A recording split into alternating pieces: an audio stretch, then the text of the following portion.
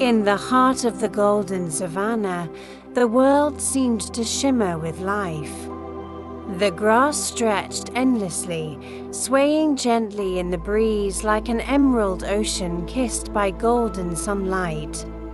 The distant cry of an eagle echoed over the plains, and the murmur of a bubbling stream could be heard beneath the rustling of acacia trees.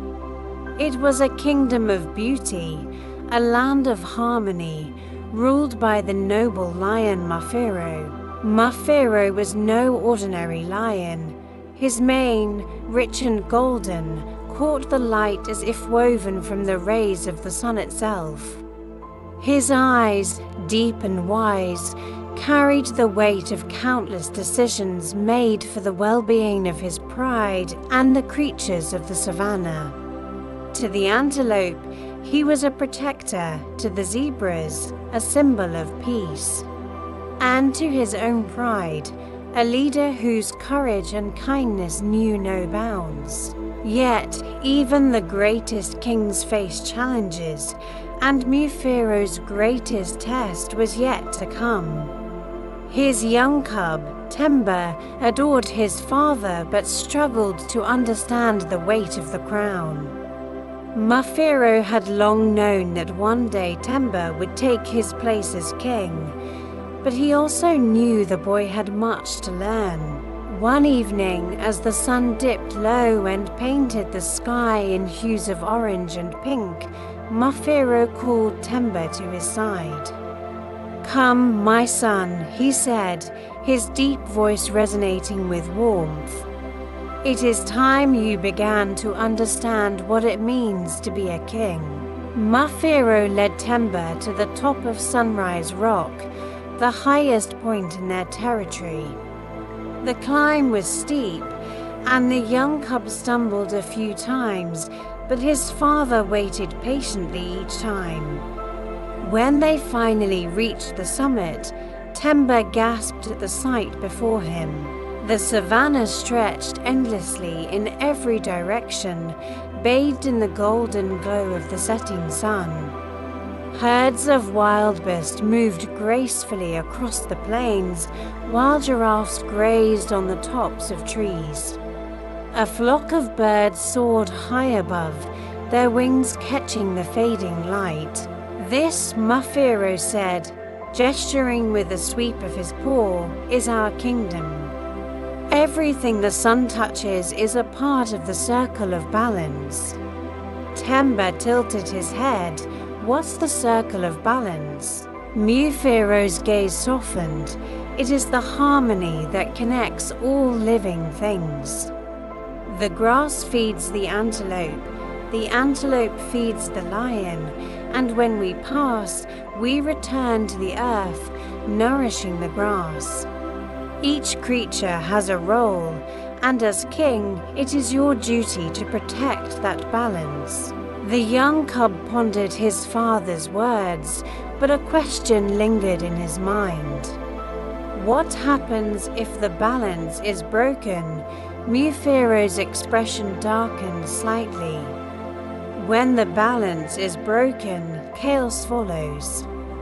The land withers, the herds vanish, and even the strongest lions cannot survive alone. That is why a true king must lead not with fear, but with respect for all who live under the sun. As Temba listened, a sense of awe filled him. But deep inside, doubt crept in. How could I ever be as wise as my father? Though Mufiro ruled with fairness and strength, not all lions shared his vision. In a desolate corner of the savannah, where the grass grew thin and the rivers had dried, a lion named Zelani brooded. Once a member of Mufiro's pride, Zelani had been banished for his ruthless ambition and disregard for the circle of balance. Zelani's golden eyes burned with bitterness as he gazed at the distant, thriving savannah. "Mufiro's kindness is weakness," he growled to himself, A king must rule with an iron claw. He began gathering a band of outcast lions who had been banished or rejected, who harbored resentment and anger. Zoloni whispered promises of power and revenge, and his following grew. Together, he told them, "We will take back what is ours. The savannah will bow to us." Unaware of Zoloni's growing threat, Mufiro continued to teach Temba the ways of a true king. They spent their days walking through the savannah, observing its creatures and learning from their behavior. One afternoon, they came upon a herd of elephants grazing peacefully. Temba noticed that the younger elephants stayed close to the adults, while the older ones led the herd. "Why do they do that?" Temba asked. "The elephants understand the strength of unity," Mufiro explained.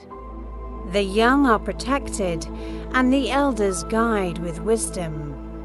A king must ensure that his pride works together in the same way." Later, they watched a flock of birds take flight in perfect unison. "Even the smallest creatures know the value of harmony," Mufiro said.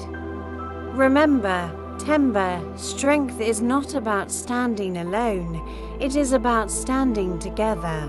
One night, as the pride gathered beneath a sky filled with stars, a messenger arrived, a young lioness, her fur matted with dust and fear in her eyes. "Mufiro," she panted, "Zoloni has returned. He gathers followers at the edge of your territory." The pride murmured in alarm, but Mufiro raised a paw for silence. "Zoloni has forgotten the lessons of the circle of balance," he said calmly. "He seeks power for himself, but he will only bring destruction." Temba, however, was less composed. "Why don't we fight him now?" he demanded. "We're stronger than him." Mufiro placed a paw on his son's shoulder. A king does not rush into battle. Strength is not in fighting, Temba, but in protecting what is right. As tension grew, so did the clouds in the sky. One evening, a great storm rolled over the savannah, darkening the horizon and filling the air with the scent of rain. Lightning flashed and thunder roared, shaking the earth. It was in the chaos of the storm that Zoloni made his move. Under the cover of darkness, he and his followers approached the pride's den, roaring a challenge that echoed through the night. Mufiro stepped forward, his golden mane soaked but his stance unshaken. "You seek to destroy the balance, Zoloni. You threaten not just me, but the entire savannah. You're weak, Mufiro," Zoloni snarled. "The savannah needs a king who will rule with strength, not softness." "A king's strength is in his heart," Mufiro replied, "and your heart is filled with greed." A fierce battle erupted.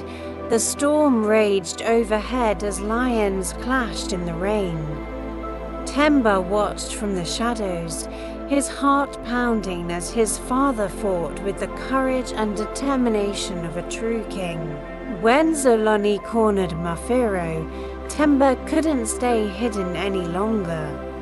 Summoning all his bravery, he leapt into the fray, letting out a roar that stopped Zoloni in his tracks. The distraction gave Mufiro the chance to overpower his rival. "Leave this savannah and never return," Mufiro growled. Defeated, Zoloni slunk away into the storm, his ambitions crushed. As dawn broke, the storm subsided, and the savannah sparkled in the morning light. Mufiro stood tall on Sunrise Rock, his mane drying in the gentle breeze. Beside him, Temba sat quietly, his heart still racing from the night before.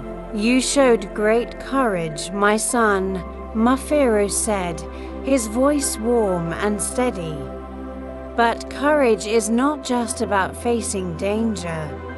It is about standing up for what is right, even when it is hard." Temba looked out over the savannah, the land he would one day protect. For the first time, he felt the weight of responsibility and the strength to carry it. From that day forward, Temba walked beside his father, learning the ways of a king. Together, they watched the savannah thrive, its circle of balance unbroken.